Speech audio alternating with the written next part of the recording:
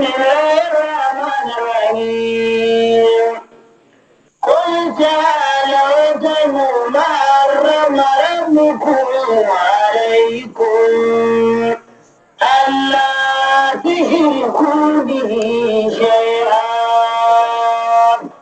وبالوالدين إحسانا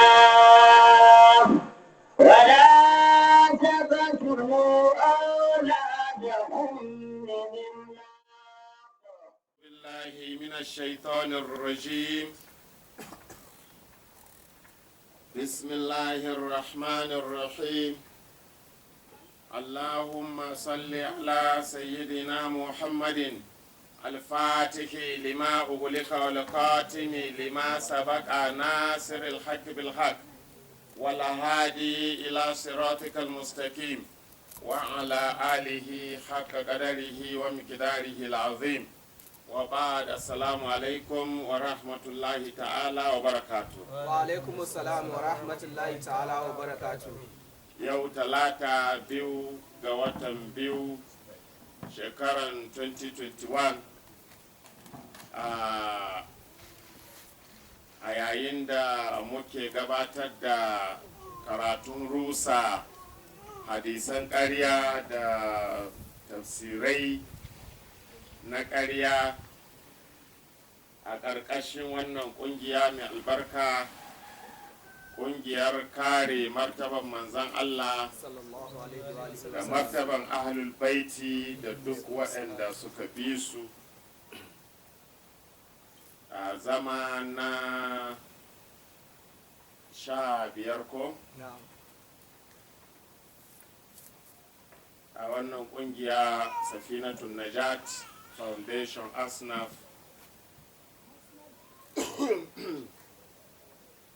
Akwai yawa na gaya muku ranar nan cewa maganan Umar din nan ya sa na fahimci wasu abubuwa ko wanda da ban fahimta ba. Na fahimci manzon Allah sallallahu alaihi wasallama a zukatan mafi yawan al'umman nan su san shi ba. A baki ne manzon Allah ya fi kowa, manzon Allah kaza ne, manzon Allah an yi halittar kowa saboda shi ya gashi duk a baki ne mafi yawan mutane. Idan har saɓani zai shiga tsakanin manzon Allah da sahabi, a fifita sahabi akan manzon Allah to ba san shi ba, an jahilci manzon Allah. To kuma yawanci ana samun haka ne ta hanyar aƙidan masu ganin manzon Allah ba masumi ba ne. Suna ganin ai manzon Allah shi ma mutum ne kamar kowa, yadda ɗan gumi ya ta faɗi ɗin nan, cewa abin da ya sa manzon Allah ya yi haka kenan, ai shi ma mutum ne kamar kowa, bashar ne shi irin kowa. To kun gani rashin yadda manzon Allah ma'asumi ne shi ya kawo har aka yadda cewa manzon Allah bai kyauta ba da ya ce a kawo abin rubutu. Sai aka ga Umar da ya hana a kawo abin rubutu shi ya kyauta, ya ceci musulunci, saboda an yadda manzon Allah zai iya laifi, manzon Allah zai iya kuskure, manzon Allah zai iya yi ba daidai ba. To in yana da lafiya ko bai da lafiya, to balle ma yanzu an fake da wai don bai da lafiya ne.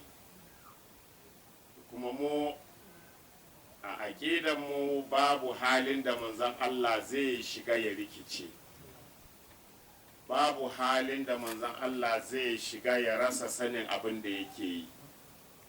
Da haka wannan aƙida mu ba aƙidanmu ba ce.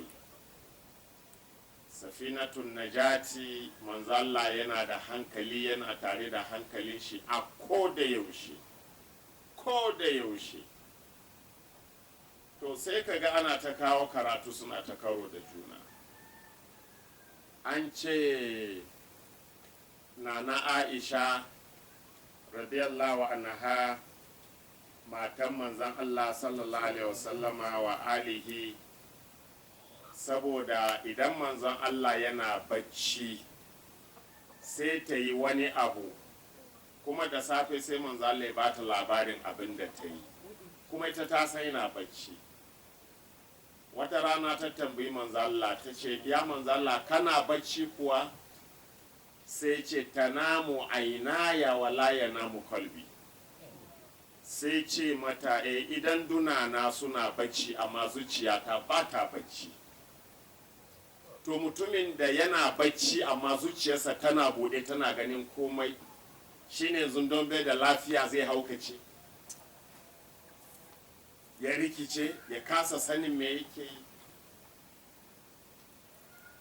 Laka mu a sanin da muka yi ma annabi Muhammad sallallahu alaihi wasallama ma'asumi ne a kowane halin da yake ciki, saboda mun yadda da manzo Allah baya wani abu don son ransa, bai san son zuciya ba, baya wani abu sayin Allah ne ya ce yayi, ko ran da abin nan manzo Allah ya ce a kawo abu ya rubutu ba ra'ayinsa bane, sai in Allah ne ya ce ga ya musu sannan zai faɗa. In ma a gurin su annabi yana rikicewa, shi ma Allah yana rikicewa, tunda Allah ne ya ce a kawo abin rubutu. Amma maimakon malamai su dage su sanar da mutane annabi, sai kokarin rusa annabi suke a zukatan mutane. Ba ku je magana wannan malamin ba, an ce shi ma cikin malamai ne a Kano ko? Ka gani malaman Kano ma duk sun yi arha da yawa yanzu, ba kamar na da ba. Wasu dai, amma akwai malamai sosai na sani har yanzu a Kano. Amma wannan shirmammen da inda yana cikin malaman Kano, ya Allah ya tawaka. To shi ya Kano ta yi bayan haka ne. To malaman kirkin an hana su magana. Malamai masu basira bayan Allah a Kano an hana su bayani. Sai wayannan shirmamu. Yanzu duk bayanin da wannan yi kun ji ilimi a ciki. Kuma dai kun ji ilimi a ciki. Wai duk wanda ka ja zage sahabi ka rungume shi ku zube a kwalbati. Wai malami ne a Kano. Kun ga idan akwai irin wayannan malamai har ana lissafin su cikin malaman Kano, ai kaga abu an ci baya. Ba haka mun ni na san Kano ba. Amma sun yawa yanzu. Ka gani zai hallaka 'ya'yan mutane. Shi yanzu zai yadda ɗan shi zai na zubewa a kwalbati da mutane. Ka gani bai yadda, amma yana zuga 'ya'yan mutane, wai ya kashe ka yi shahada, ka kashe shi ka yi jihadi. Wannan koyarwa ne da ya kamata a ji daga malamin kirki, saboda malamin ya faɗi magana ya kamata ya faɗi inda maganan nan yake, ya jawo aya mana ce Allah ne ya ce a yi haka, ko ya kawo hadisin manzo Allah ingantacce annabi ne ya ce a yi haka. Amma abin da ya zama son zuciya kawai, malamai karfi da yaji wai su ne malamai yanzu sun mai da kansu 'yan ta'adda. Allah ya sawaka. Amin. Don haka manzala salama ma'asumi ne a koda yaushe, ma'asumi ne a kowane hali, kuma mutuwa ba ta rikita manzan Allah ya rasa sanin abin da zai yi. Ba ma manzan Allah ba, annabawa gaba ɗayansu masumai ne. Domin abin da ke rudin wasu malaman sai su ce ai ga annabawa da yawa da suka saba ma Allah, ga annabawa da yawa da suka yi kaza, to ya za ya ce shi manzo Allah ya zama daban? Babu annabin da ya taba saba ma Allah, ba taba yin shi ba.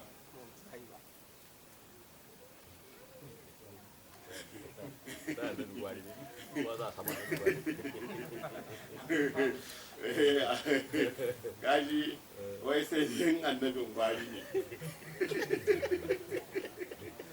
To ai su ma gwari annabi Muhammadu ne annabin su, to kaga babu kenan.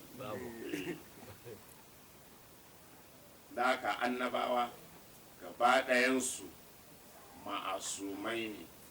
Wa'insu suna dogaro da ayan ƙur'ani ya wani ya malaman musamman salafa wannan, ya ce bayan Allah da kanshi a ƙur'ani ya ce wa'aso adamu rabbahu fagawa, wa'aso adamu a fassara mushi, wa'aso adamu ya saba ma ubangijinsa.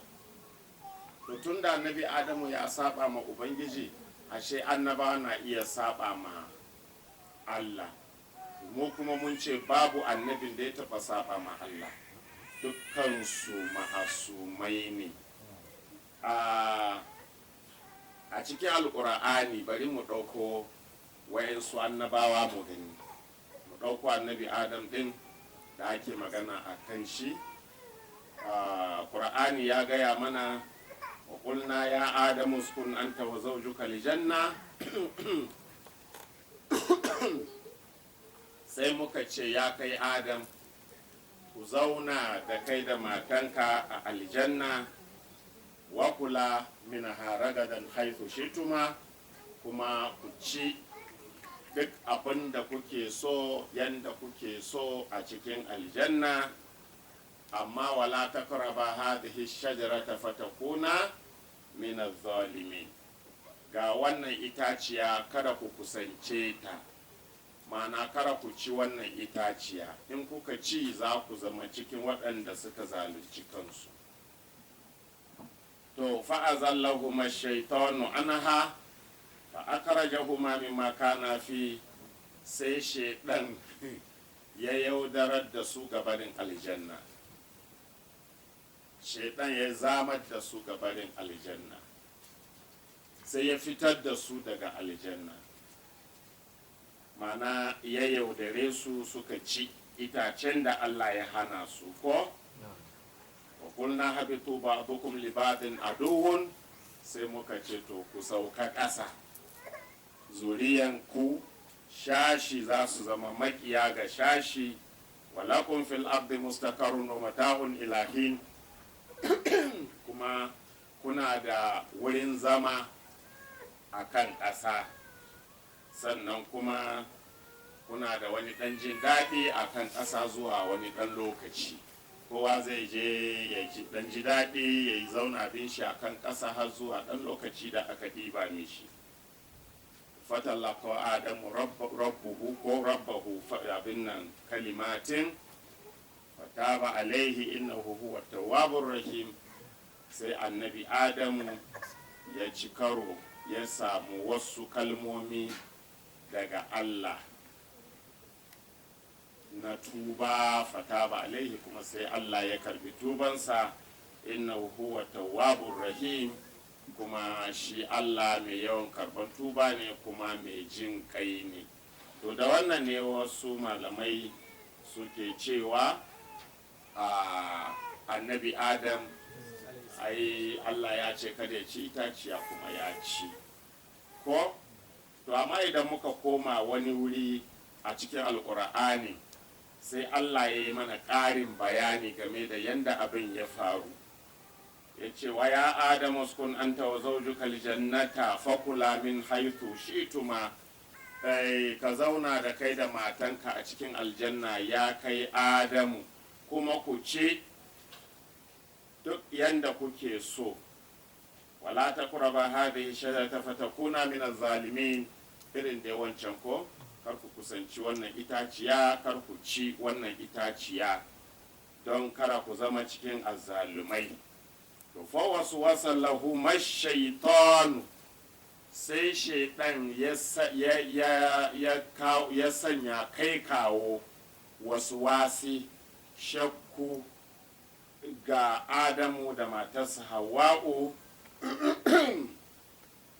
an gane ko, sai sanya musu shakku don ya nuna musu tsiraicinsu. Sai mai shakkun da ya sa musu, ya ce ma nahakuma rabbukuma an hadhihi shajara illa an takuna malakaini aw takuna min al-khalidin. Ya ce Adamu, Ubangiji fa bai hana ku cin wannan itaciya ba sai don kar ku zama wasu mala'iku biyu, ko kuma don kar ku zama cikin masu dawwama har abada ba za ku mutu ba, amma in kuka ce za ku dawwama har abada. annabi adamu ya ce adamu kai ko adamu ya ce Allah fa mu ya hana mu. Bari muku bayani a nan. Ba Allah ya ce kar ku ci itaciyar nan ba, kuma ya nuna musu itaciyar, shikenan aka sallami kowa ba. To wata rana sai annabi adamu da nana Hauwa suka ci karo da shaidan a aljanna. Da suka haɗu sai shaidan ya ce ma annabi adam, in nuna maka itaciyan da in ka ci a wani wuri kuma kenan, hal adulluka ala shajaratil kuldi wa mulkin la yabla, in nuna maka itaciya wanda in kuka ce za ku dawwama har abada, sannan kuma za ku yi ta mulki ba karewa. Annabi adamu ya ce nuna min, sai ce ga wannan itaciyar. Sai adamu ya ce amma wannan itaciyar ita ce wanda Allah ya hana in ci ai. Sai shaidan ya ce adamu ina fa gurin, ba wannan ya hana ka ba, a'a wanda ke guri kaza din nan da ya nuna shi ya hana ka. To kun ga inda ya sanya ma annabi adamu abin nan, inda ya sanya ma adamu rikici a zuciya. Yanzu ba muna Mina ba ko itacen mangoro a Mina, ba itacen mangoro ba ne? In ka je ka ga irin shi a Kaduna, me sunan shi? Ka ga shi itacen mangoro. Duk inda ka gan shi a duniya itacen mangoro ne ko? To sai aka ga irin wancan itacen da Allah ya hana Adamu, sai ce ci wannan, sai Adamu ya ce Allah ya hana ni, sai shaidai ce ba wannan bane, wancan ne wanda aka nuna maka, ai wannan irin shi ne kawai, a'a wancan ne ba a so ka ci, ba irinsa ba. Shi annabi Adamu kuma ce ni ba fahimta ta kowane iri a duk inda yake, idan irin wannan ne an hana. To kaji irin muƙabala da ya shiga tsakanin Adamu da shaidan. Da shaidan ya ga shi Adamu ya dage akan fahimtarsa cewa itaciyar nan duk inda ya ga irinta kar ya ci, shi kuma shaidan yana ƙoƙarin ya ci, ba wannan aka hana shi ba.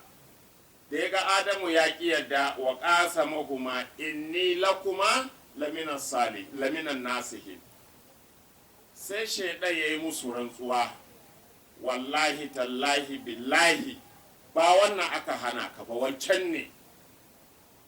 To annan sai Adamu ya ga to ai kuma ba zai yiwu ba a samu bawa wanda zai rantse da Allah akan ƙarya, shi bai san zai yiwu ba ma sam. So tun da ya ji wannan rantsuwan, shi yasa Allah ya kawo mana shi a Qur'ani, wa qasamahuma, sai da ya rantse musu. A ko anan da ai za ka ga idan malam Bahaushe ya ce maka wallahi, ko za ka ga ko me ya faɗan ya miliya yadda, ko ba ka ba ne? In Bahaushe ya ce ma inyamiri insha Allahu, to kawai zai ji kamar Allah ne ya yi magana, ya amince, da ba da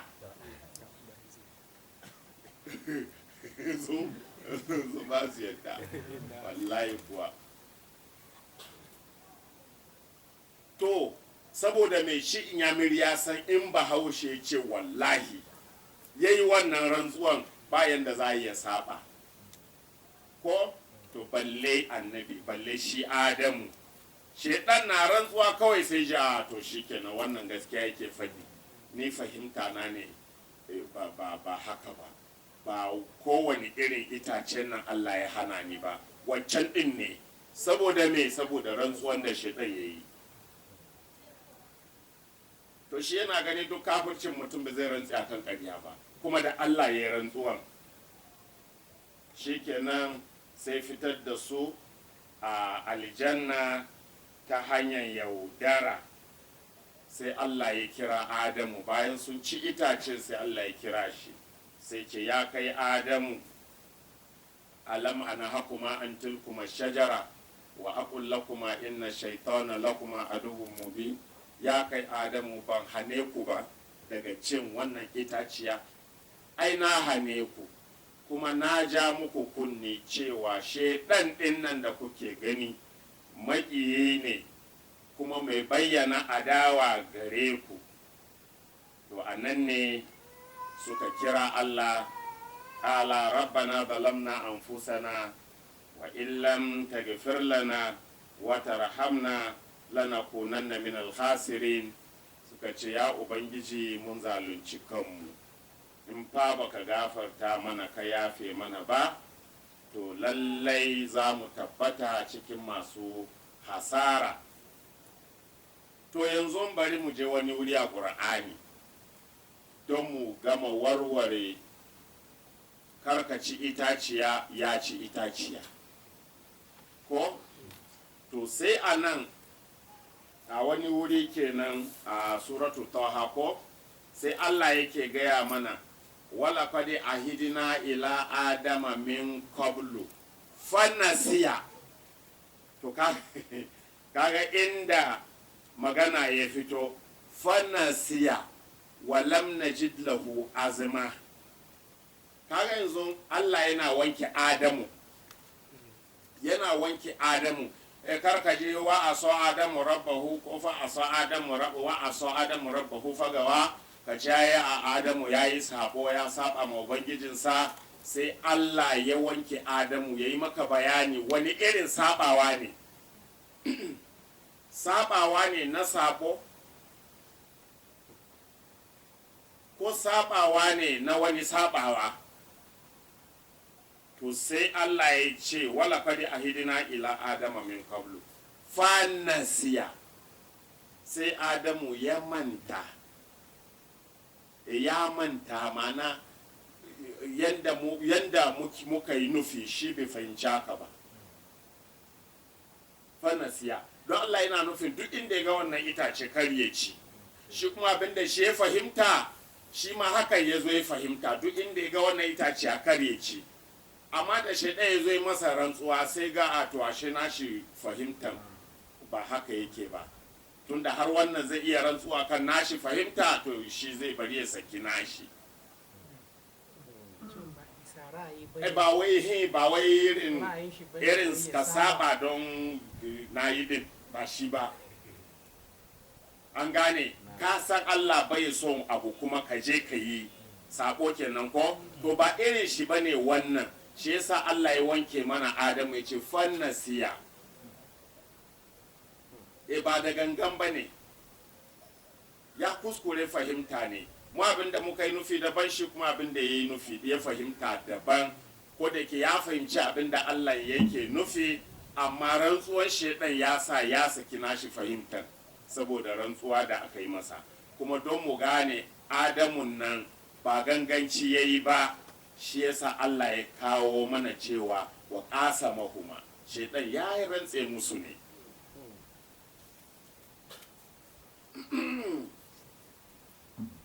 An gane ko?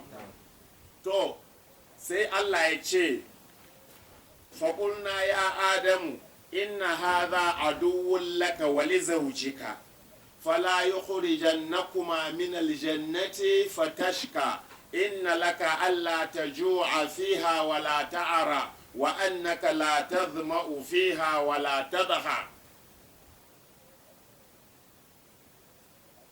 فوسوس إليه الشيطان قال يا آدم هل أدلك على شجرة الخلد وملك لا يبلى فأكلا منها فبدت لهما سوآتهما وطفقا يقصفان عليهما من ورق الجنة وعصى آدم ربه فغوى. to kunga anan Allah ya ce annabi Adamu fanasiya ko ba da gangan yayi ba, sai muka ce to Adamu kafin kafin ci itacen Allah ya gaya masa, ya kai Adamu wannan fa makiyinka ne, makiyin matanka ne, kara ka yarda ya fitar da ku a aljanna, kai ka je duniya ka wahala ko kada ya fitar da ku biyu daga aljanna, kai ka je ka wahala. kaga wannan shi ya nuna namiji shi dan wahala ne. Shi yasa an ka dubi halittar su ma za ka ga halittar namiji shi kawai dan rikici ne, shi ya yi shi ne kawai don rigima bawo. Amma ita mace kuma ka kalli halittanta ka san wannan dai ba yi ta don rigima ba, saboda za ka ga tana da taushi tana da rauni ko to da ka fatash ka kai za ka je ka wahala a duniya, mana kai ne nemo abinci, kai ne yiwo itace, kai ne ɗebo ruwa, kai ne wannan kai ne wancan. Wari kuma kuna kai matan ku gona ba ku ka ce ka gani ko akwai matsala.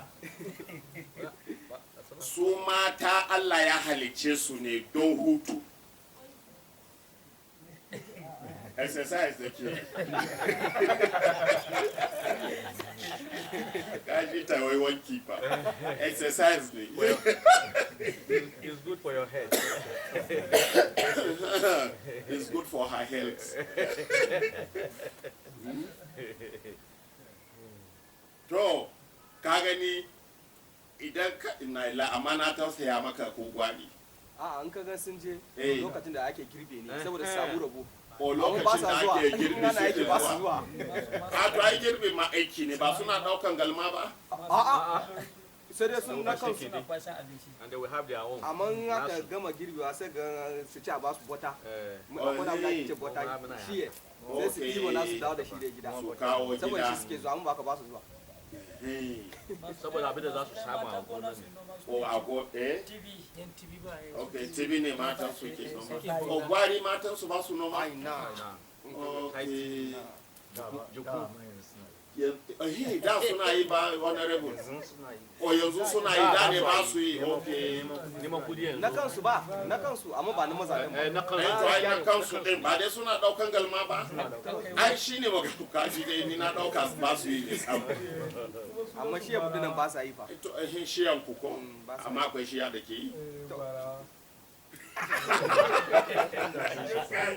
Wannan ɗan gwari ka kauce yau. Tudu ba ka bane. Ai matsalan da ke akwai da Allah ya raba a yanzu kaji kara kai ku yadda shaidan ya fitar da ku aljanna kai Adamu ka je ka wahala. Ko ma'anar shi ita ba a son ta da wahala. Kai ne mai wahala. Idan ka je ka yi wahalanka kuma ita wurin hutu ne, matanka wurin hutu ce, to amma duk kun je kun yi wahala wa zai hutar da wani. Kagani kowa ya dawo a gaje. Yanzu misali kai dan gwari ka je gona ka ɗauko galma ka yi ta cin ƙasa ko ka dawo a gaje kuma sai zamanto da matanka ko hannunka ya yi kanta nata ya yi kanta to kuma abin da ake nufi kai ka je ka biyo wahala ka dawo to a gurinta za ka huta ko ita za ta kawo ruwa ta yi maka wanka ta yi maka wannan ta hutar da kai ko sannan ka zo tana ɗai maka tausa tana shashafa ka haka sai ka ji gajiyan yana fita aiko to hannunka ya yi kanta nata ya yi kanta ko ta shafa ka za ka ji kamar bayan kada ne. Sai ba ta ba za ta yi ba. Kai ba wai naka mata ake nufi ba, mata gaba ɗaya ba a son su da wahala. Ko mata ta ɗauki galma ta gaji, ko ta yi wai itace hannu ya canza, ko ta yi dake-dake hannu ya zama wani iri. Da ta shafa ka sai ka je kama an kankaro ka ne da misilla. Bai yi ba. Ok, wani wata ma ya taimaka rauni ko da hannunta. Kawai na amfani shi.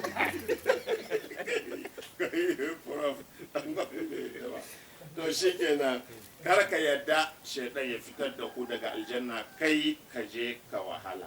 Saboda kaga aljannan nan inna laka alla tadma'u fiha inna laka alla taju'a fiha wala ta'ara. A aljannan nan ba za ka taba jin yunwa ba Adamu, kuma ba za ka taba tsiraici ba. Wa annaka la tadma'u fiha wa la tadha, ba kishi ba wahala. Kama wani wuri can da yake cewa la yamassuna fiha nasabun wa la yamassuna fiha lugu, ba ciwo ba gajiya ba wahala a aljanna, kullun cikin ni'ima kake, kuma baka ma bacci, ba a bacci a aljanna. Me ke kawo bacci yanzu a nan duniya? Gajiya. An ce waje alna na makon su bata, Allah ya ce mun sanya baccin ku ya zama hutu, to can baka gaji ba. Ka gani, amma ka yi ka ɗauka bacci wani daɗi ne, saboda ka gaji ne yayi.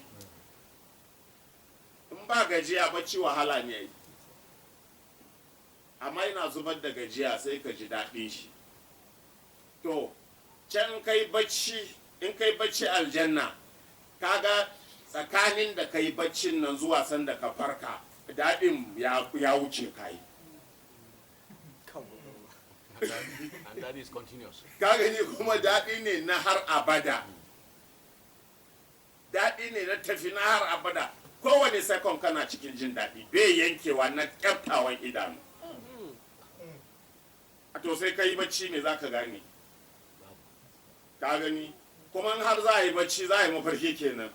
Ka yi mafarki wani ya biyo ka da guduma. Ka gani, ka ga aljanna a yi bai yi ba kenan. Ka ga yawa an shiga wata wahalar. Sai kun ce ba jin yunwa. A aljanna ba?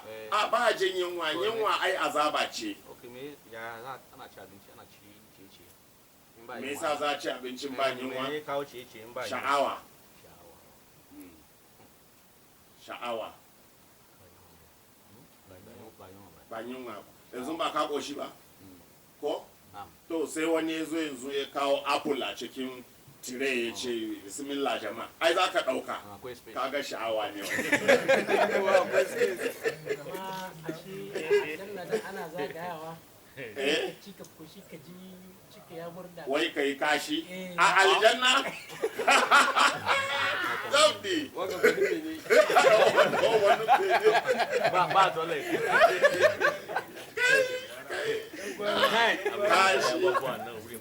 Kashi kuma subhanallah. A aljanna ina. Gai na. Ai an taɓa tambayan Sayyidina Ali Karamallahu wajahu. karamallahu wajahu alayhi salam, wani ya tambaye shi ya ce kuncin an ji aljanna za a ci abinci, za a yi ta ci. Ya ce kwarai, kuma kun ce ba a kashi aljanna? Ya ce sosai kuwa. Ya ce to ya za ba za a yi kashi ba aljanna, tun da ai idan mutum ya ci abinci, akwai rabi da zai fito ta hanyar kashi. To wanda zai fito ta hanyar kashi nan, tun da ba a kashi aljanna, ina zai je? Ya ce to rabin da bai zama kashi na yake zuwa, nan ne wancan ma zai je. Shi kenan, duk wuri ɗaya za su je. Ai nan wato ka gane, Allah cikin hikimansa ya lalata duniya, ya kaskantar da duniya, ya walakantar da duniya don kan mu ɗauke ta mazauni. Kar ka ɗauka nan aka zo. A'a, duniya hanya ce kawai, wucewa muke yi zuwa gida. Can ne gidan. Wa inna daral akhirata lahiyal hayawan law kanu ya'lamu. Allah ƙara lafiya. Allah ce ai lahira, gidan lahira ita ce maraya, da sun sani. Nan ba gida ba ne, kawai hanya ne. Kun fi duniya annaka gharibun aw abiri sabil. Ka zauna a duniya kamar kai bako ne ko mai tsallaka hanya. Yanzu za ka hau titin express din nan, maimakon ka tsallaka ka yi shimfiɗa tsakiyar titi ka kwanta. Ka gani in dai baka mota bai take ka ba, kafin a ɗauke ka, da ana ɗauke ka asibiti za ka yi ta. Ko? To ka gani ba gida za a kai ka ba sau wannan in an kai shi gida zai fada rijiya.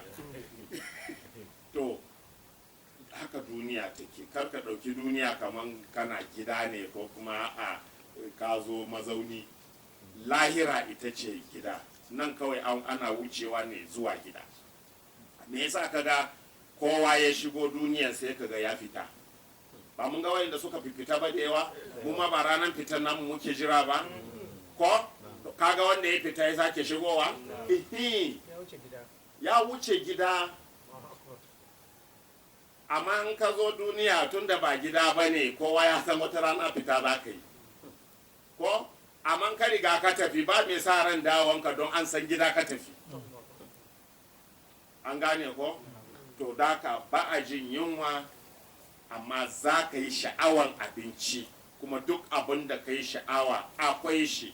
Lahum ma ya sha'una inda rabbihim, duk abin da suke so a gurin ubangiji a aljanna akwai shi. Ko menene har da wanda ma baka san shi ba balle kai tunani shi za ka je ka samu.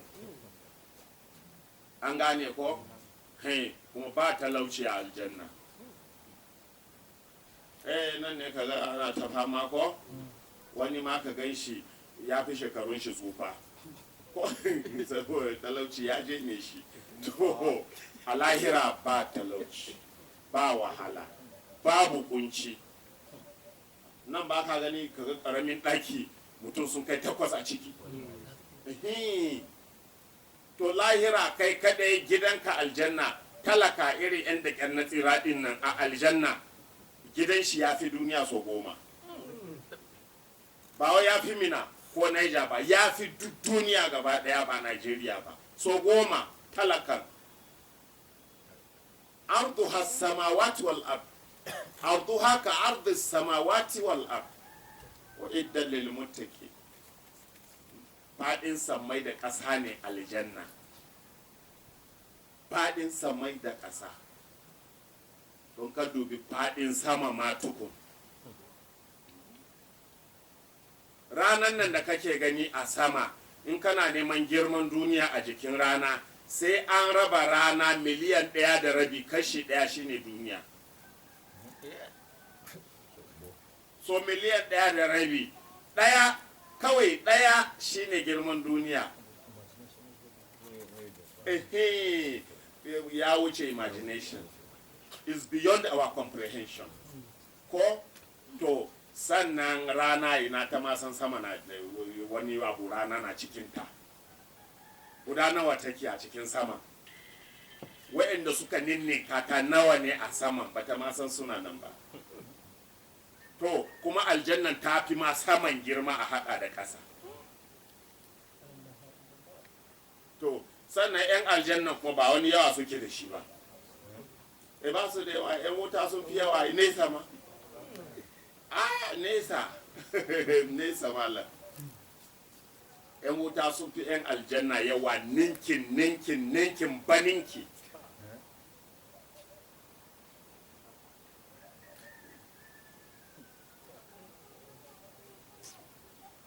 To ka duba mana, wa ma aktharun nasi walau harasta bi mu'mini. Allah ya ce mafi yawan mutane ko kaso su imani ba za su yi ba. Mafi yawa fa aksara ya ce, mafi yawa ba za su imani ba. Kuma wa ma yumina aksaruhum illa wa hum bihi mushrikun. Yace kuma masu imani ma mafi yawan sun imani ma mafi yawa a cikin mushrikai ne. To ka gani, to mutum ya yi imani kuma ya zo yana zagin annabi saboda wani sahabi? Ka gani, wannan za ku ɗauki misali.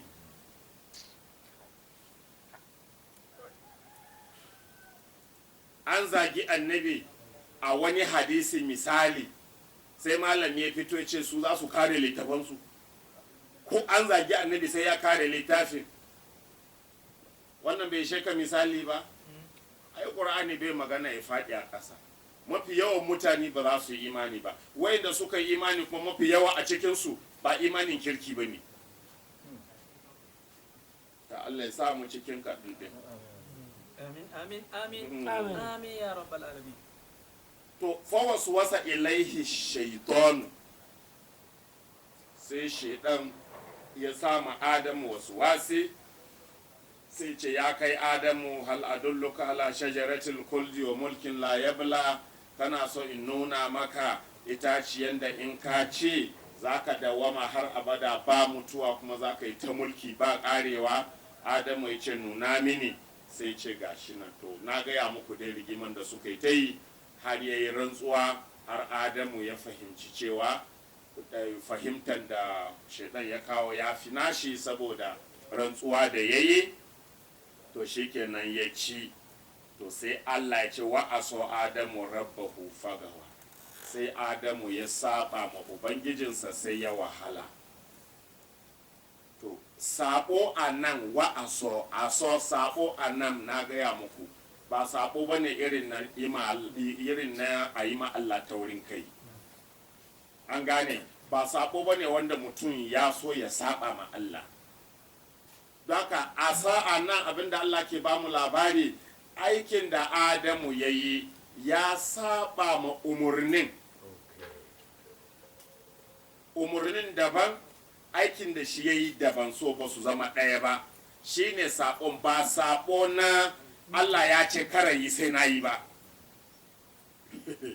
An fahimta? Daka shi Adamu ya yi daban, umurnin ya yi daban. Me dalili? Wancan fahimta dai. Rantsuwan shaitan. An fahimta?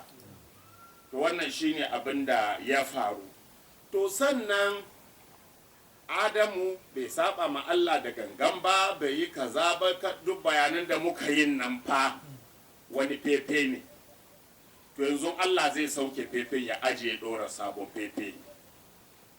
Dukka karkace ya zo ya ce shaitan ya yi rantsuwa ne, shaitan ya yi wane ne, duka dai fannasiya ne, duka an gama wannan. Sai Allah ya cire fefe ya ajiye sai ɗora sabo, sai ce summa, ya kawo summa. Kuma in kaji summa an canza giya.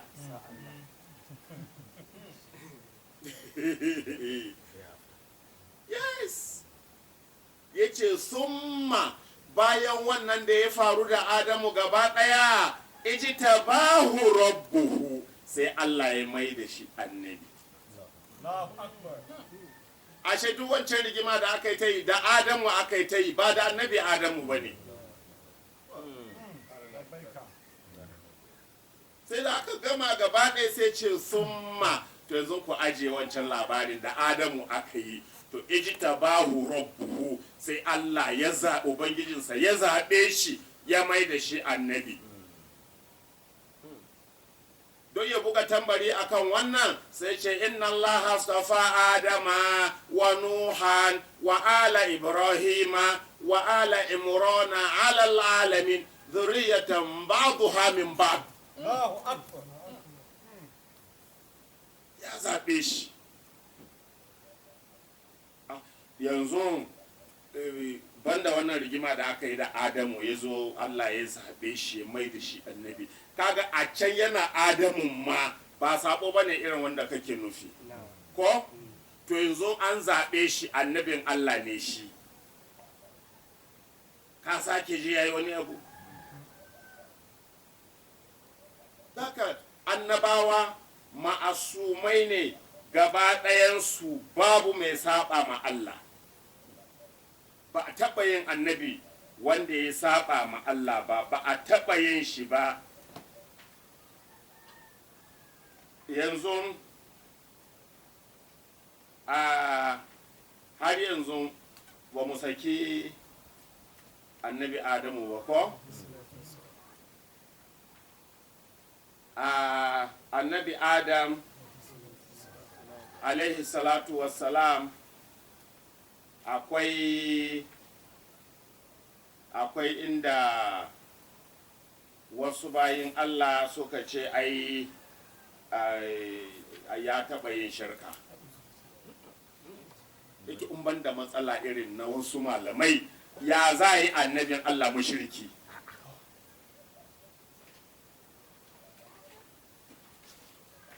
Yaya za a yi annabin Allah ya zama mushriki?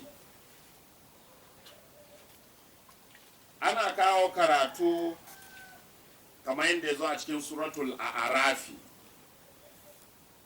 inda Allah yake cewa huwa alladhi khalaqakum min nafsin wahidatin, shine Allah nan da ya halicce ku daga numfashi daya, shine Adamu ko waja'ala minha zawjaha, kuma ya sanya matan wannan numfashin daga jikin numfashin, mana ya sanya matan Adamu daga jikin Adamu, liyaskuna ilaiha, domin ya samu natsuwa zuwa gare ta.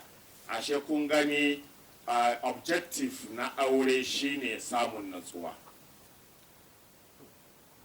Kana aure ne don ka samu natsuwa. Aure yana sa natsuwa. To in ka aure wanda ta hana ka natsuwa, the aim is defeated ko? Is defeated.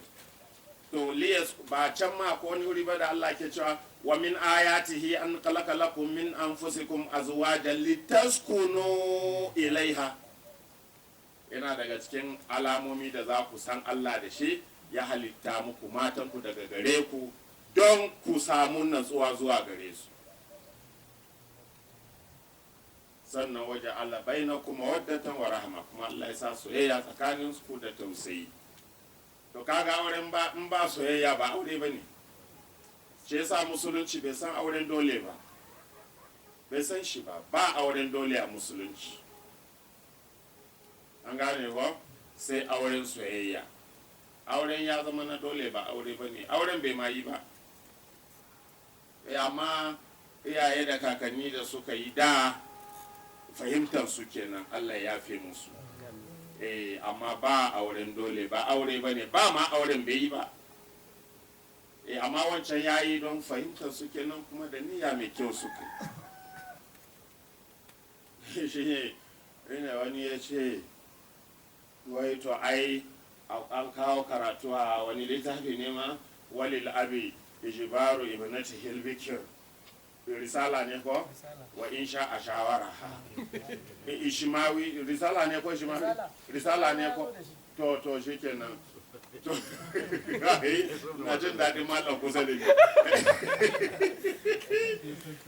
Uba na da dama ya tilasta yarsa ta auri wanda ba shi take so ba, sai dan ya ga dama ya nemi shawaranta. Wai bikir budurwa ake nufi. Sai na ce wa malamin da muke magana, na ce to budurwa a lokacin baka ji an ce sun ci annabi ya auri na Aisha tana shekara 6 ba? Yanzu naka yadda kake tilasta a shekara 6 ce, yarinya ta girma ta nuna, ta gama karatun duniyan nan, ta karanta duk novel na duniya, ta kalli fim kowane iri, social media, ta yi I love you har ta gaji. Sannan ka zo ka ce kai za ka tilasta ta ga wani wanda kai kake so. A sai dai kawai ka yi ta addu'a Allah ya bata mutumin kirki. In kuma ta kawo wanda ba na kirki ba, ka ce ba ka yadda ba, ta kawo mutumin kirki. Ko kuma ka kawo mutumin kirki ka ce ga wannan, in ta ce a'a baba to saurara baba. To haka ne. Aure da soyayya ake aure. To shikenan liyaskuna ilaiha, sai Allah ya halitta ma wannan numfashin matansa daga jikinsa. Falamma ta gashaha hamalat hamlan khafifa, a lokacin da ya lullube ta, mana da aka zo sunna, sai ta samu ciki mai sauki. Famar rabbihi, sai cikin ya ci gaba da girma. Falamma afkalat, da cikin ya yi nauyi, mana da ta yi nauyi ciki ya girma kenan. Da'a wallaha rabbahuma, sai Adamu annabi Adamu da Hawwa'u sai suka kira Allah ubangijinsu, suka yi addu'a kenan, suka ce la in ataitana salihan lanakunanna mina shakirin. Allah in ka ba mu ɗa mai cikakken lafiya, shine salihan anan, in ka ba mu ɗa mai cikakken halitta. Ka san wani ɗa sai a haife shi da ido ɗaya, ko wani da kafa ɗaya, wani a haife shi bai da inda zai kai shi, ko wani an haife shi ba hanci, to irin wannan to shine uba dole ya ta addu'a Allah ya ba su ɗa mai cikakken halitta kuma ya zama mutumin kirki salihi. To shine suka ce Allah in ka ba mu mai cikakken halitta mai lafiya za mu gode maka, lana kunanna minan shakirin, za mu zama masu godiya gare ka. falamma atahuma salihan ja'ala lahu shuraka fi ma atahuma. To da Allah ya ba su mai cikakken halittan ja'ala lahu shuraka fi ma atahuma, sai suka sanya ma Allah shirka cikin abin da ya ba su, sai suka yi shirka da Allah a cikin abin da Allah ya ba su. To amma da za ka ga tafsirai da yawa manya fa manyan tafsirai za ka ga sun kawo da yawa a cikinsu, wasu ba su yadda ba, an ce isra'iliya ne, amma wasu sun kawo ɗin wai shaidan ya biyo su nan duniya, so da hawa'u ta samu ciki sai da suka yi addu'a Allah ka ba mu salihan za mu gode maka. To da Allah ya zo wai hawa'u in ta yi ciki ta aihu sai ya mutu, in ta yi ciki ta aihu ya mutu ya ki tsayawa. To da suka samu wannan suka yi addu'a Allah inda ka ba mu mai cikakken halitta za mu gode maka mai tsayawa. Sai shaidan ya zo ce kuna so ɗanku ya tsaya ku sa mishi Abdul Habs, wannan ɗa da kuka haifa kuna so ya tsaya to sunan shi ya zama bawon gona ko bawon noma. Ina jin gwari suka haifa ko su ne manoma.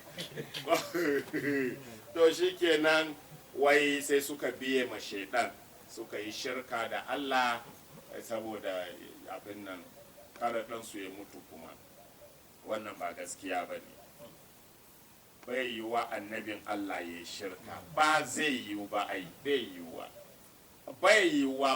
wa. So abinda Allah ke gaya mana tukuna ma ya kamata mu san ita na Hawwa ufa ta yi ciki ne so 500, so 500 ta yi ciki. Ba ku ganin an canja yin waliman aure sai amarya addu'a Allah ya sa ta haifi yawan taron nan? A to kakanta ma ta haifa da yawa, amma mutum ya je wani turanci na banza da wofi wai shi yara 3 sun ishe shi, ko ya haifi yara kwaya 2 wai sun isa, sai ya samu lalura kuma shi da matan su yi ta ihu, yau sun yi a Ingila gobe sun yi a Jamus, ana neman ya za a yi da mahaifan a samu ɗa. Ku saki jiki ku haifi abin da Allah ke shirin ya baku, ka sa abin da za ka haifa ba, ka je ka tare. To ta yi ciki so 500, kuma duk cikin ta zo haihuwa biyu take haihuwa, so yara 1000 ta haifa.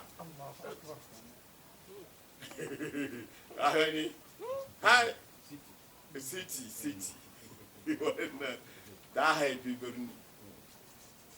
To ka gani da ke cewa Allah ya bani 100 kuna mamaki 1000 ta haifa, kuma ita ma mace ce kenan ko.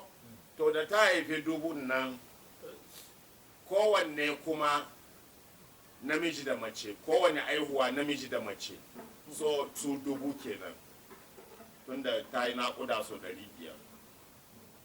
To yanzu misali ai sun haifi jama'a kenan ko. To sai amma jama'an na mutane 1000 misali 'ya'yan annabi Adamu jinsi nawa ne? 2. Ko sun wuce namiji da mace? Akwai wani abu kuma?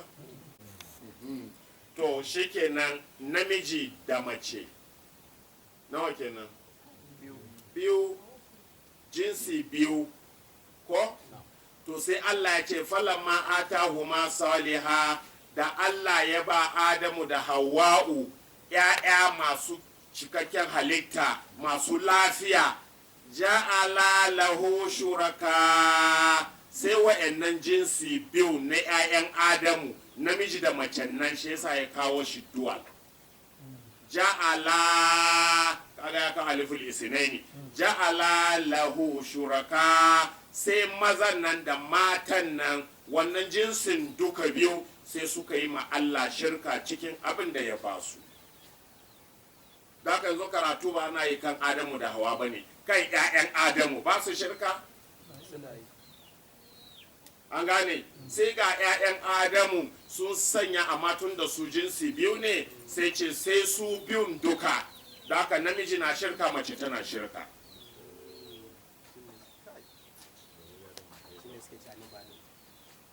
An gane, ba wai Adamu da Hawa ne suka yi shirka ba, a'a.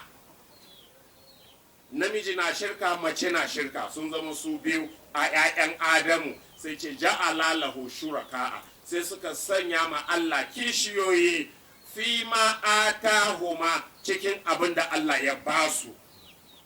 Wani an ba shi kuɗi sai ma Allah shirka a kuɗin da aka ba shi. Wani ilimi aka ba shi ya yi ma Allah shirka a ilimin da aka ba shi.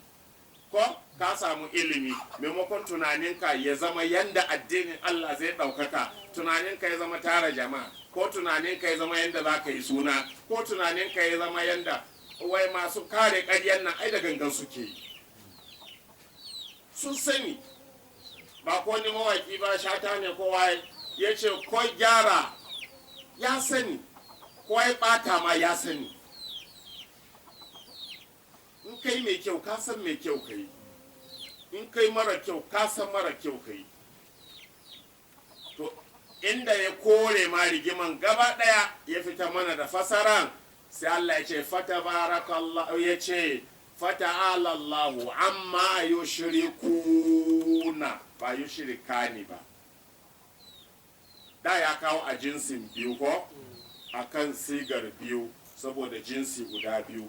To kar mu rikice mu fahimci cewa biyu nan da ya faɗa su biyu sun sanya ma Allah kishiya don mu san Allah na nufin bani Adama ne ba wai Adamu da Hawwa'u ba, sai ce fata'ala Allahu amma yushrikun, amma Allah ya girmama gabarin shirkan da suke yi sai kawo plural ba yushrikani ba yushrikuna plural. Ka gani kuma plural a larabci starts from 3 dai, da mafi yawan suna da singular suna da dual sannan suna da plural. To sai Allah ya kawo shi a plural jamu'i ko akwai mufrad musanna jamu'u.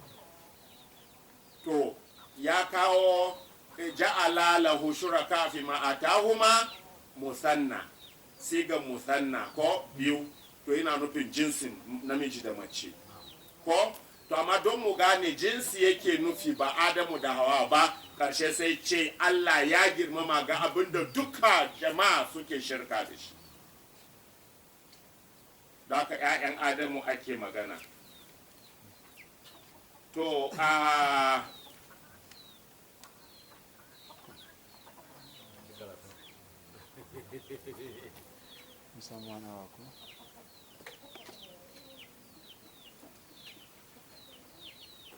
yanzu shemu dubo shekul anbiya da tijo annabi Nuhu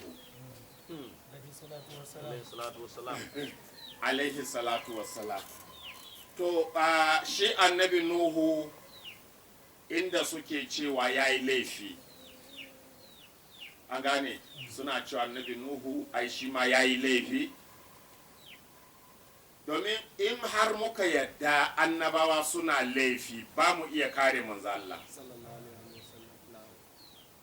Don abinda suke dogaro da shi kenan, annabi wani ma ai laifi ya zace Muhammadu bai laifi, ka san ba su da kunya.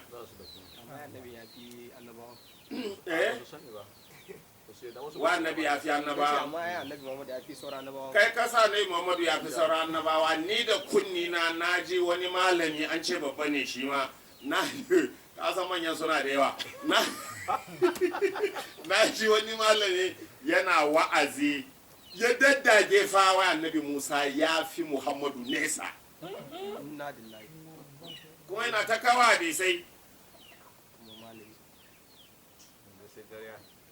ya daga hadisai ya ce kai annabi yunusa ma ya fi muhammadu ya ce ga manzo Allah yana cewa la tufaddiluni ala akhi yunus ko ala yunus ibn mata, kar ku fifita ni akan yunus dan mata,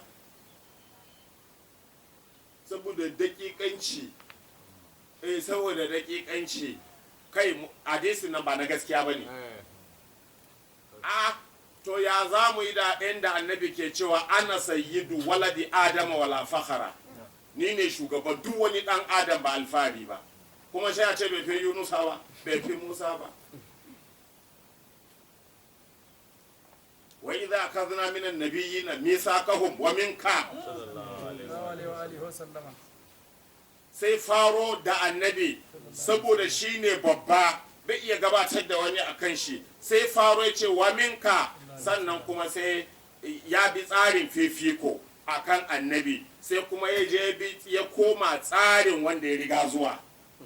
Da ya cire annabi a cikin su sai ya koma tsarin wa ya riga zuwa, ya ce wa minka, ya fara da annabi, ai ba shi riga zuwa ba ko, dama tun da shi ne mai gidansu, sai faro da su, sannan sai koma jerin kuma yanda aka zo, ya ce wa min nuhin wa ibrahima wa musa wa isa ibn maryama wa akhadna minhum mithaqan galiza. ana magana manzo Allah, duka annabawan nan da suka zo, ai ko annabi isa da ya zo bai gaya mu bani isra'ila abu biyu ya kawo ni, inni rasulullahi ilaikum musaddiqan lima bayna yadayya min at-taurati, shikenan. Aiki na biyu da ya kawo ni, wa mubashiran bi rasulin yati min ba'di, sunan shi ahmadu. Ni dan shela ne, na zo ne muku shela, sanar da ku mun zo da yana zuwa. Mai gidanmu na tafe, kuma daga ni sai shi ya kusa zuwa. Kuma ismuhu ahmadu, ahmadu za a kira shi in ya zo. falamma ja'ahum bil bayyinati qalu hadha sihrun mubin. To annabi nuhu inda suke cewa ya saba ma Allah ba gaskiya bane. Annabi nuhu bai saba ma Allah ba, amma bari mu ɗauko abin daki-daki kuma in summary dai a gurguje. Da farko Allah ya, da farko kar ku manta annabi nuhu ne fa yayi addu'a, rabbi la tadhar ala al-ard min al-kafirin dayyara innaka in tadharhum yudillu ibadak ko wala yalidu illa fajiran kafara. Duk wani kafiri magidanci Allah ka shafe shi, kar ka bar shi akan ƙasa. Shi addu'a shafe kafirai ko kar ku manta, kuma ba su son rai annaba. To yayi addu'a Allah ya shafe kafirai, kuma sai Allah ya zai ce masa da lamarin ya kai inda za a umurce shi ko sai ce wasna'il fulka bi ayunina wa wahayina wala tuqatibni fil ladina zalamu innahum mughraqun. Ka sassaka jirgi, ka yi jirgin ruwa bi ayunina da taimakonmu wa wahayina da umarninmu wala tuqatibni fil ladina zalamu, amma duk abin da zan yi da kafirai kar kai magana. Karkace mini ƙala naka ido, innahum mughraqun, don zan nutar da su, zan hallaka su.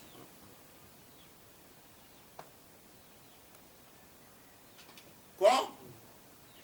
To, yanzu inda rikici yake sai Allah ya ce hatta idza jaa amruna wa farat an-nuru qul nahmil fiha min kullin zawjayn ithnayn wa ahlaka illa man sabaqa alayhi al-qawl wa man amana wa ma amana ma'ahu illa qalil.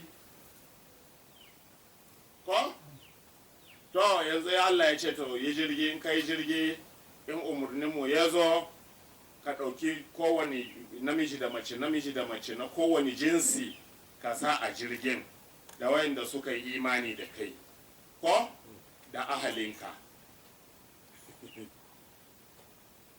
Ya ce sai dai wanda ya kafurce,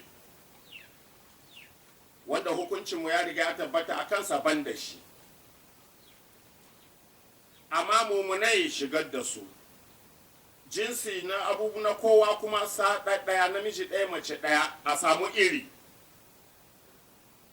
ko to shi kenan annabi nuhu sai ya yi haka hada ahalinka ko su ma su shiga jirgi za a tsirar da su. To yanzu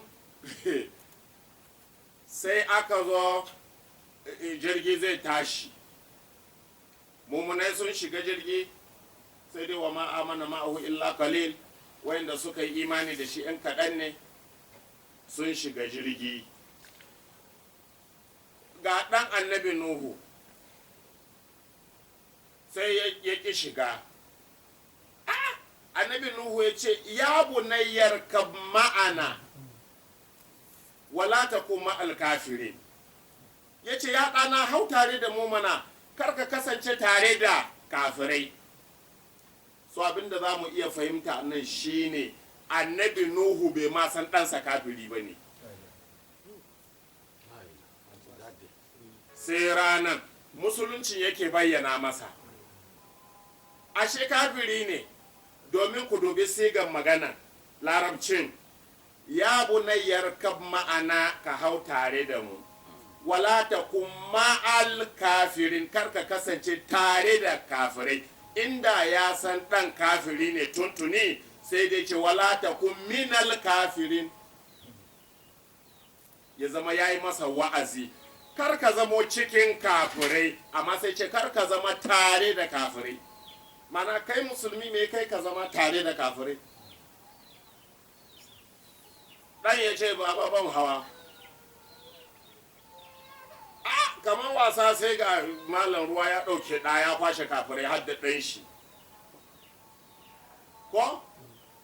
Sai annabi Nuhu bai yi wa ya shi rai ko? Zai so ya san hikiman da ke cikin haka, ai mai wazi ne shi. Ko sai sai samu bayanin da zai yi. Wanada Nuhu rabbahu faqala rabbi inna bani min ahli wa inna wa'adaka alhaqqu wa anta ahkamul hakimi. Yace ya Allah, ɗana na cikin ahalina, yi ka ce wa ahalaka da ahalina, kuma ga ɗana can ya halaka, kuma ɗana na cikin ahalina ya Allah. Kaji annaba da ladabi sai ce wa anta ahkamul hakimi, ya kuma kai kafi kowa iya hukunci ya Allah. Kala ya Nuhu, sai Allah ya kira shi kai Nuhu, innahu laysa min ahalika, a wannan dan naka bai cikin ahalinka. To wasu malamai sun ce Nuhu ya yi ƙarya. Bai cikin ahalin shi kuma ya ce ɗana wa inna bani min ahali. Sun ce wannan ƙarya ne.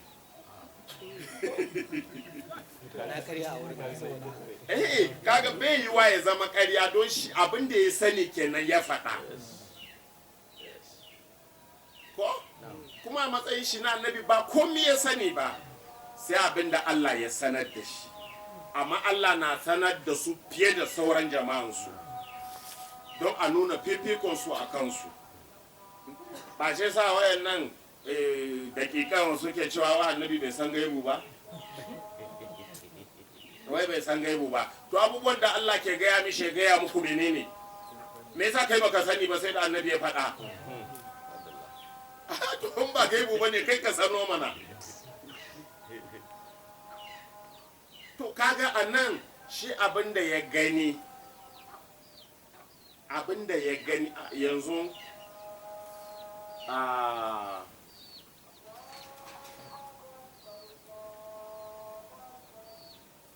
ya ce wa mimman haulakum min al-a'rabi munafiqun ko to kun gani malaman nan da ke cewa dukkan sahabbai wai adilai ne dukkan su wai adilai ne dukkan su mutanen kirki ne maimakon su ce akwai mutanen kirki a cikin su akwai kuma sabanin haka wai a dukkan su mutanen kirki ne faɗin haka ƙaryata ƙur'ani ne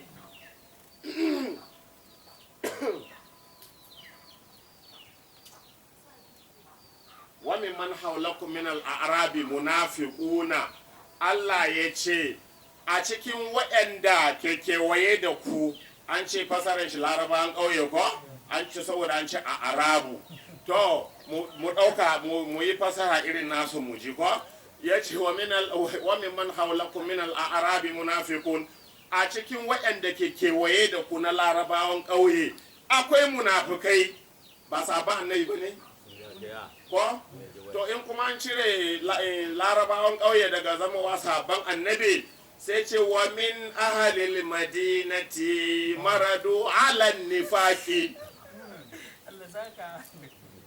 ya ce cikin mutanen birnin ma maradu ala nifaki ya ce akwai ƙwararru a munafinci sun ma fi larabawan ƙauyen munafinci na kauye boys they are boys ka kiyayi ƙura'ani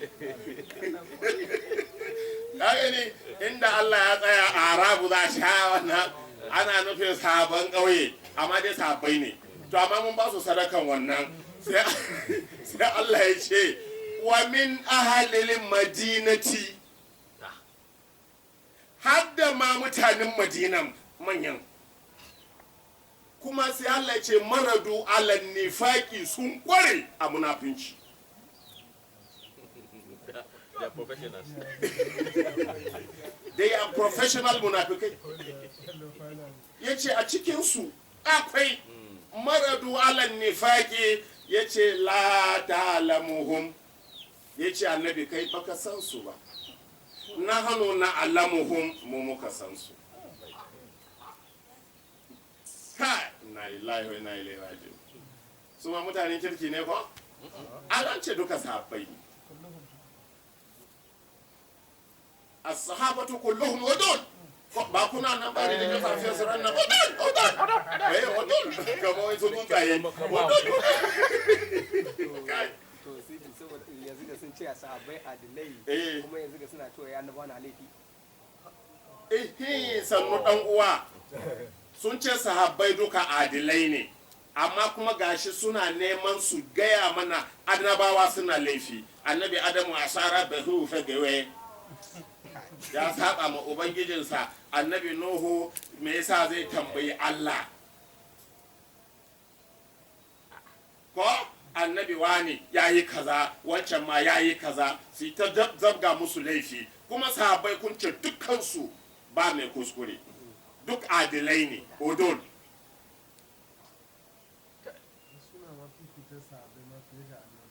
suna fifita sahabbai akan annabawa kuma kai ga rigima ana fifita sahabbai akan manzo Allah kana magana annabawa mai gidan annabawa ma gaba daya Umaru ya fi shi a wurin su ne ko? da ai duk wanda ya sani ya san a wurin su ne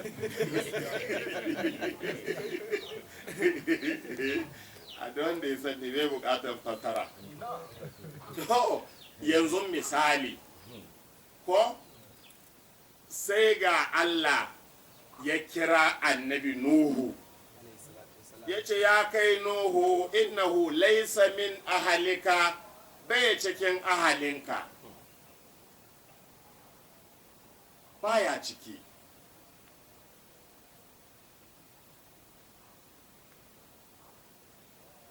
to innahu amalun ghairu salih sai ce dan nan naka kulura fa to mu koma wurin munafukan nan wayancan munafukan na mutanen Madina ko manyan sahabbai da yace a cikin su akwai munafukai Madina ko su baka san su ba amma mun san su. Sai Allah ce za mu yi musu azaba, wuta za su je, in ji ƙur'ani. Kai ka zo kuma ka ce sabai dukkansu mutanen kirki ne, 'yan aljanna ne, ga ƙur'ani ya ce ba haka ba ne, cikinsu akwai wanda ba na ƙwarai ba, akwai munafukai, wuta zai kai su. Wanne za mu ɗauka kenan, ga na Allah ga na malaman nan? Na Allah.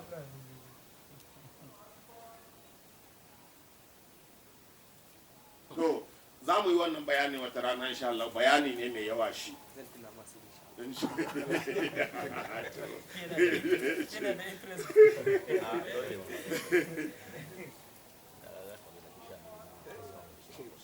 Ya ce baya cikin ahalinka, innahu amalun gairu salih. Ya ce kaga wannan ɗan naka, kai akwai ne karatu nan, amalun gairu salih. Ɗan nan naka wani aiki ne da ba mai kyau ba.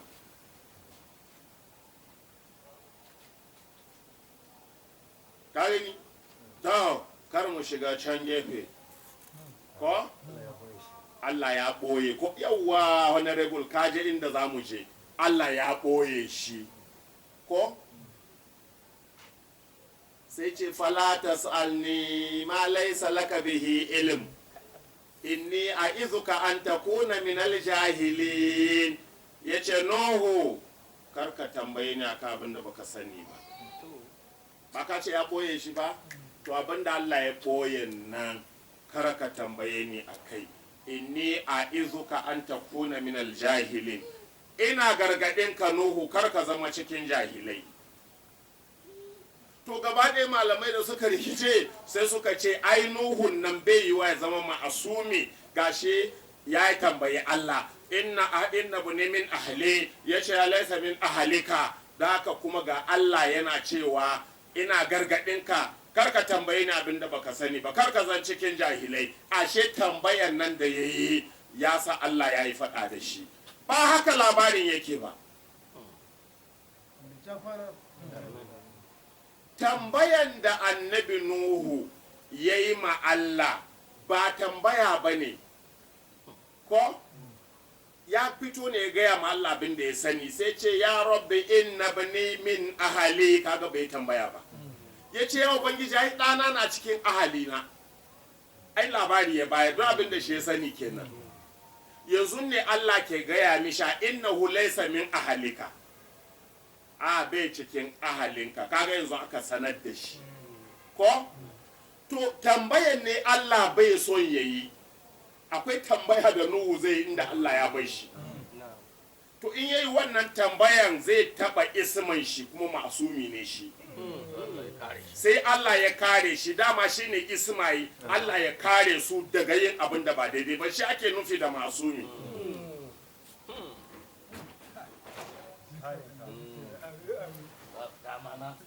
Ja kwana. Sai Allah ya maza ya tare shi ya ce latas an ya malai salaka bai karka tambayi na abinda baka sani ba, kai Nuhu ina gargadin ka karka zama cikin jahilai. Ya yi tambayan kuma? Bai yi ba. Inda wancan tambayan ne Allah ke masa fada a kai, to ba haka Allah zai fada ba. Tunda ya riga ya yi, karka kara zai ce a yi. Tunda irin shi ya zuwa wani wuri a can ƙura'ani, idza talaqawnahu bi alsinatikum wa taquluna bi afwahikum ma laysa lakum bihi ilm, har zuwa ya'izukumullahu an ta'udu limithlihi abada in kuntum mu'minin. Sun aikata, mu'minai sun aikata, sun fada, to Allah bai so su ƙara, sai ce to ina muku wazi kar ku ƙara, ina gargaɗe ku an ta'udu limisli, kar ku ƙara wannan maganan da kuka yi, kar ku sake shi kuma har abada in kuntum mu'minin, in kuna da imani. Kaga annan mu'minai sun riga sun faɗa, kuma Allah bai so su ƙara, sai ce kar ku ƙara. to amma a can bai ce Nuhu kar ka ƙara tambaya ba, ashe wancan ba tambaya ba ne. Yanzu tambayan ne da zai yi, Allah ya san zai yi, sai ce kar ka yi. Ya dakatar da shi. Saboda ko kai ne akwai mahallin tambaya yi. Ko akwai wurin tambaya da ya kamata annabi Nuhu ya yi. To tambayan nan kuma zai fito da abin da Allah ya rufe. Sai ce to kai abin da baka sani ba din nan karka tambaye ni. Amma Allah bai hana mutum ya tambaya abin da bai sani ba don a yi masa bayani. To Allah bai son wannan bayani ya rufe, sai ce to karka tambaye ni wannan da baka sani ba. Don in kai tambaye ni za ka zama cikin jahilai, kuma na gargadin ka kar ka zama.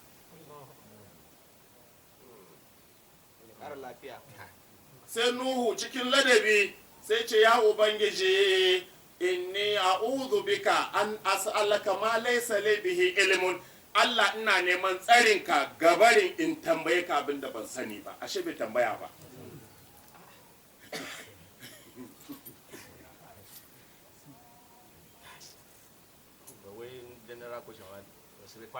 Yawa, there is a hidden question he was supposed to ask inda an kyale shi.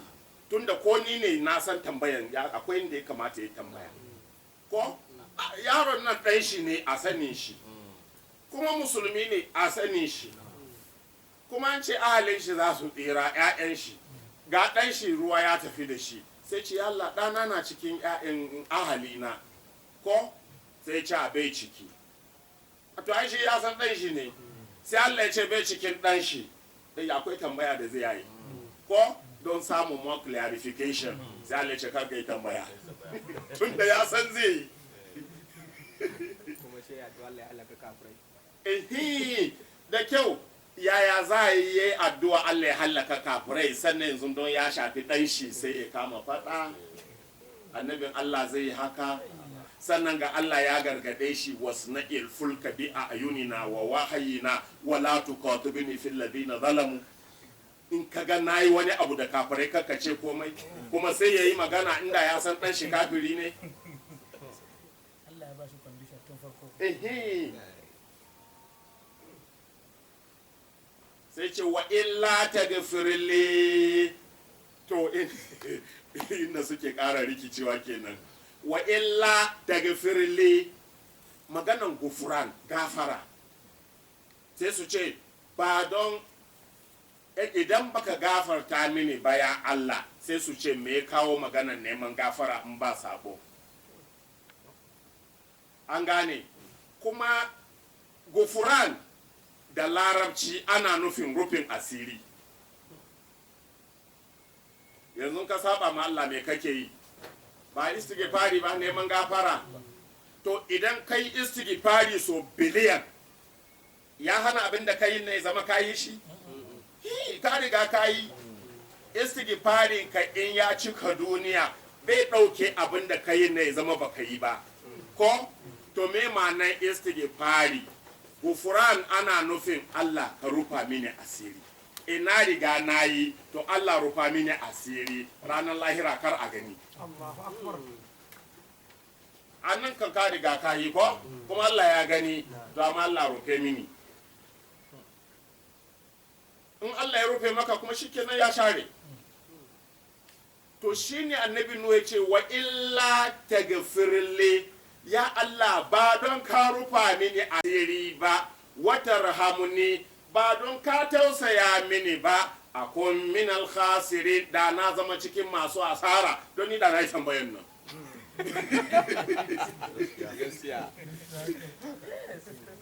Tawarin barku haka za mu ci gaba zama na gaba insha Allah. Assalamu alaikum wa rahmatullahi ta'ala wa barakatuh.